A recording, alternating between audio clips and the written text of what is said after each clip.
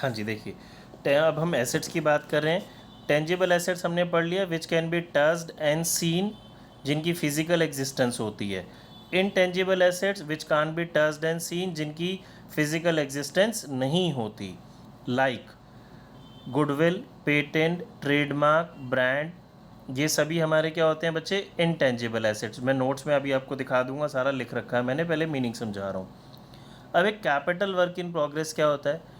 Capital work in progress मतलब building is under construction. अब मैं घर बना रहा हूँ अपना, सपोज सक्सेस पॉइंट वाली जो प्रीमाइसिस है, हम उसको पूरा तोड़ के पूरा दोबारा से बना रहे हैं, तो बीच में फाइनेंशियल ईयर हमारा क्लोज हो गया जी, बैलेंस शीट का टाइम आ गया, तो क्या पूरी बिल्डिंग प्रिपेयर हो गई? नहीं हुई अभी, है ना।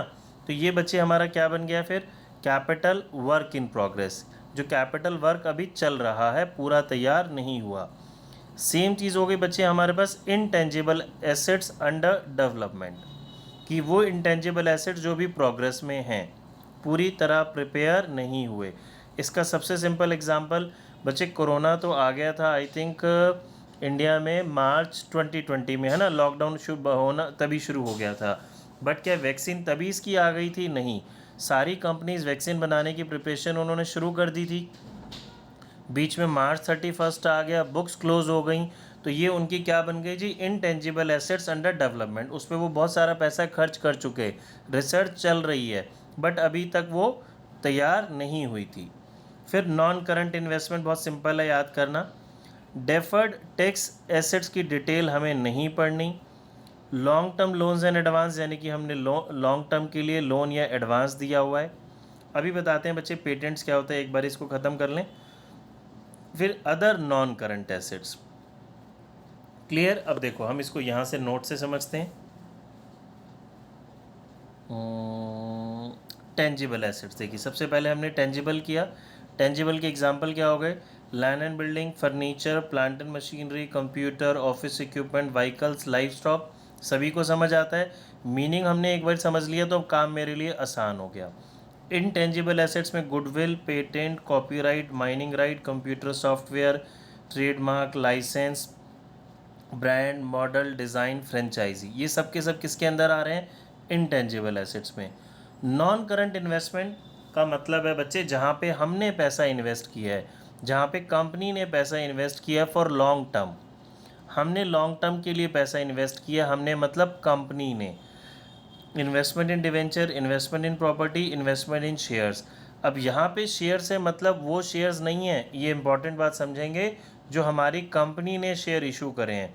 इसका मतलब है हमारी कंपनी ने किसी और कंपनी के शेयर्स खरीद रखे हैं। सपोज मैं बोलता हूँ जी सक्सेस पॉइंट लिमिटेड ने रिलायंस इंडस्ट्रीज़ के शेयर खरीदे, तो सक्सेस पॉइंट लिमिटेड के लिए ये इन्वेस्टमेंट हो गई, long term investment, non current investment. ठीक है बच्चे। फिर नॉन करंट एसेट्स के अंदर हमारे पास underwriting commission, preliminary, discount, loss और issue of shares of debenture, अगर ये राइट ऑफ करना है 12 महीने के बाद। Long term loans and advance के अंदर हमने किसी को एडवांस दिया हुआ है। ठीक है बच्चे। फिर आ जाते हैं करंट एसेट्स को।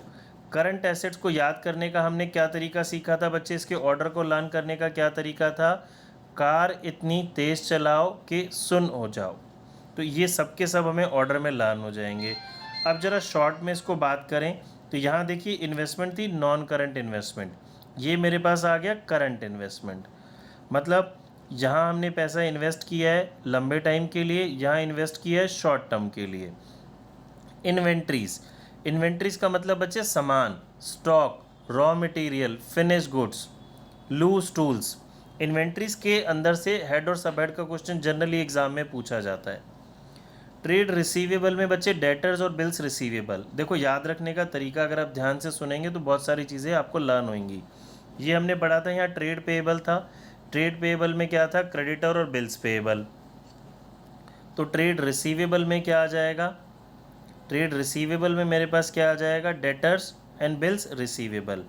कैश एंड कैश इक्विवेलेंट्स में cash in hand, cash at bank, marketable securities, मतलब वो चीज़ें या तो कैश हैं या कैश के इक्विवेलेंट हैं। शॉर्ट टर्म लोन्स और अदर करंट एसेट्स, ओ का मतलब मैं आपको बार बार बता ही रहा हूँ। ठीक है, चलिए अब यहाँ बुक से एक बार ही देख लेते हैं, नोट से।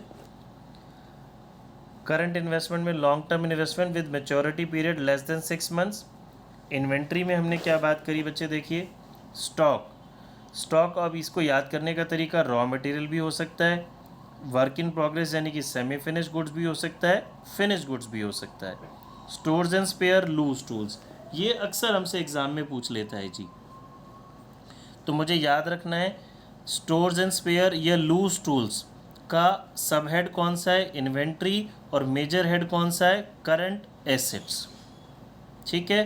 ट्रेड रिसीवेबल में हमने बात करी डेटर और बिल्स रिसीवेबल, और प्रोविजन फॉर डाउटफुल डेब्ट्स, इसमें से क्या हो जाता है, deduct. Cash and cash equivalents में वो चीज़ें जो या तो कैश हैं, कैश के इक्वल हैं, cash in hand, cash at bank, cheque, marketable securities. Other current assets, prepaid, देखिए जी इंपॉर्टेंट चीज़ है, prepaid expense other current assets में आता है। Accrued income, interest due on calls in arrear, clear है। Short term loans and advance, short term deposit, और एक वर्ड है हमारे पास कंटिंजेंट लायबिलिटी। बच्चे ये मैं बताता हूँ आपको, कंटिंजेंट लायबिलिटी हमने 11th क्लास में पढ़ी थी।